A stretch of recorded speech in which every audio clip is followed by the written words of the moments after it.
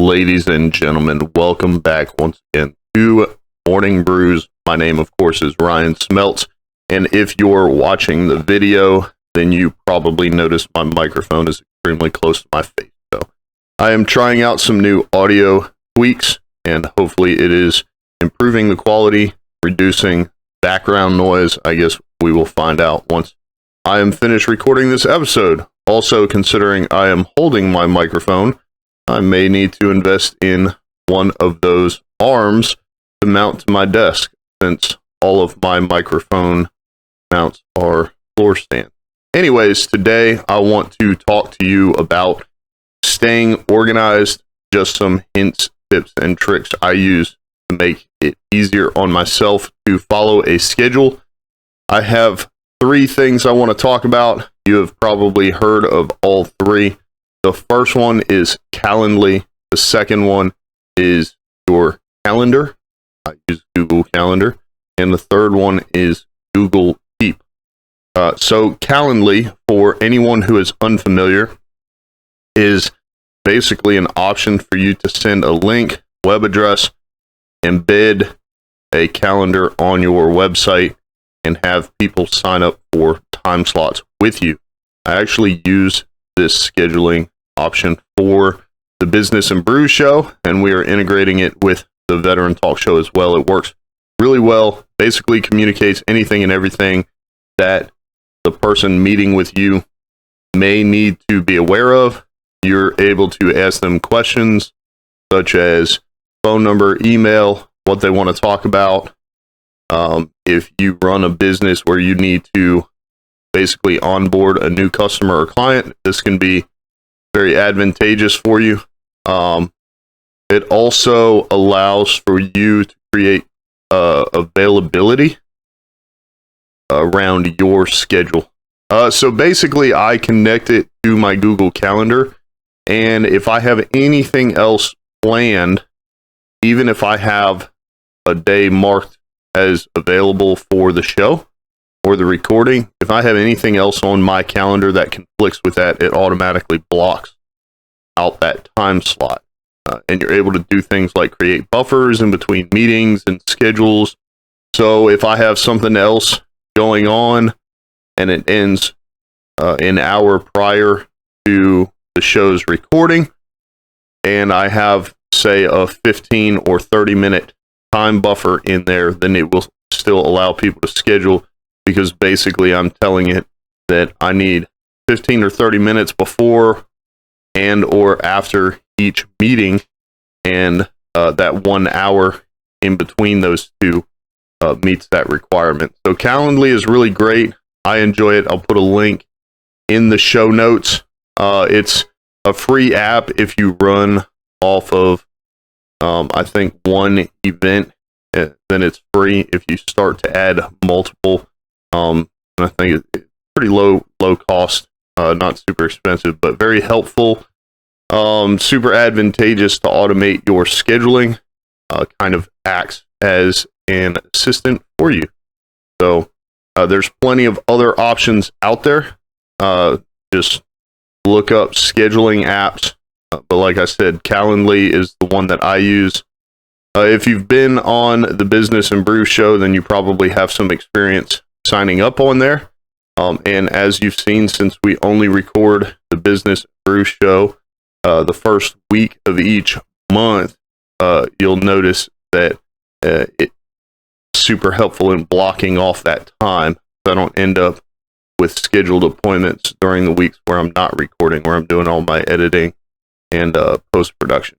So on to your calendar. Now, anyone who doesn't use a calendar, we're talking more digital here, so it's possible you use a pen and paper calendar. I actually use a hard copy calendar to cross off each day as part of my morning routine. Crossing off the previous day gives me a small sense of accomplishment and sense of purpose in that time is moving on. What I did yesterday matters, and what I'm going to do today matters. So not knocking the pen and paper hard copy calendar, but if you're anything like me, you may have trouble keeping track of those things. You might lose your pen or not have one when you need it. And of course, once your calendar gets full, you have to get a new one. So if for any reason you need to remember what you did today, a year or two from now, unless you are stockpiling calendars, digital calendar is leaps and bounds easier. So I use Google Calendar, as I talked about before. Obviously, you can use Microsoft Outlook, I think is what they call theirs, or pretty much any other digital calendar solution. I'm definitely open to calendar recommendations, but Google Calendar is just the one I kind of ended up with.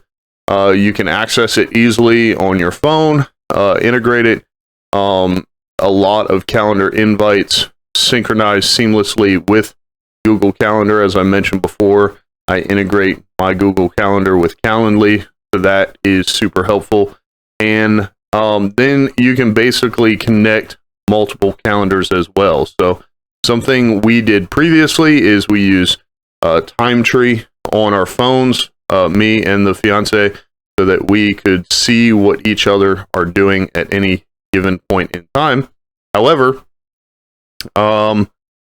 it was kind of difficult to basically get Time Tree to integrate into my calendar on my phone and get it to do the same thing on her. So you kind of had to go into the Calendly app, or I'm sorry, the Time Tree app, to see what things were happening and where conflicts were. So instead, I used Google Calendars and added her calendar on mine as well as mine on hers. So I'm not sure the specific details because it did take some trial and error to get it set up. But basically, if I create an event, she can see it on her calendar, and if she creates an event, I can see it on mine. So thankfully, the only time we end up with duplicate events is if both of us put it in our calendars, which is rare because I don't get my hair and nails done. However, you get the point. So you can have things all the way from labels. Two examples of those is I have reminders and tasks, and a lot of that information can come as well if you use the tasks through Google, which is accessible from the calendar, as well as Gmail on the right hand side. When you create reminders or tasks over there and you set a deadline, then it will automatically show them in your calendar as well. Once again, if you have whatever Gmail you're using on the computer logged in on your phone and you have the calendar option turned on, then it will display those and you can select which ones you want to see or not see as well. Then, of course, I have personal, which is pretty much anything under this Gmail account that I schedule or that is connected. One example is on March 1st, there is an Amazon meetup. A guy in California runs it, and it is on Zoom.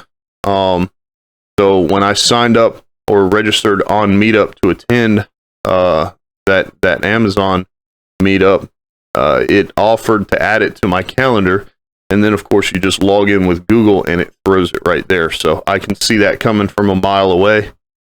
Then there is appointments on Facebook. That is more of a business manager thing. And by that, for those who are unfamiliar, I mean Facebook Business Manager. If you allow appointments to be scheduled through Facebook, through your Facebook page, then you can connect that directly to your calendar. And then, of course, I have the Business and Brews show, which shows up as a separate calendar. That is the integration with Calendly. So, like I was saying, Google Calendar, super advantageous. If you are not a fan of Zoom, or you don't like the restrictions such as 3 or more people and you can't go over 40 minutes, then Google Calendar allows you to add Google Meet video conferencing. I don't believe you can record on that if you're not on a paid subscription. But like I said, if you need to meet with 4 or 5 people at a time and possibly talk for over an hour, it's a better option than Zoom. Of course, you can add guests in your location. So all of this helps you stay organized. And I think my favorite thing about it is I don't run out of ink or paper or space on my calendar to write things. And if you've seen my handwriting, this is a lot easier to follow as well. So pretty much everything that you could get in a pen and paper calendar, and a ton more, because like I said, I have 7 different calendars just displaying right here, and for you to carry around 7 different calendars would just be insane. So on to Google Keep really quick. This is kind of like sticky notes, I guess, but you can create checklists, and you can create drawings, photos, whatever. So I use it primarily for checklists, especially I have one called rolling checklist. I have one called morning routine. I have one called life to do. So obviously buy a house and get married are on those lists. And then I have other lists. You can share them with people. You can pin them to the top, so the ones that you use most often or that are most relevant are at the top. You can archive them, so when you don't need them anymore, they're archived, but you can still access them, and it's unlimited. My favorite thing here is probably the dark theme. I'm able to set it to so it's not overbearing on my eyes. And then, of course, you can access Google Keep from your Google Calendar or Gmail as well. So keep.google.com if you need some checklists, rolling checklists, if you want to share them with your team. Pretty much if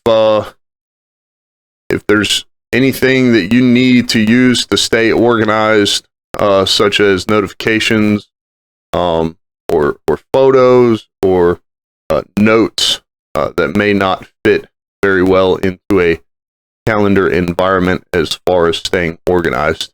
So check that out. Hopefully it helps. Hopefully this episode has helped.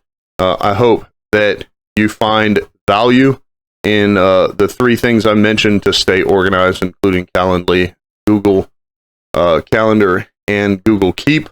Please let me know in the comments section or send us a note on our website, businessandbrewshow.com, where you can also find all the other episodes. Leave us a 5-star review wherever you listen to podcasts. Subscribe, and be sure to tell your friends to subscribe as well. Once again, my name is Ryan Smeltz, and I will see you on tomorrow's episode of Morning Brew.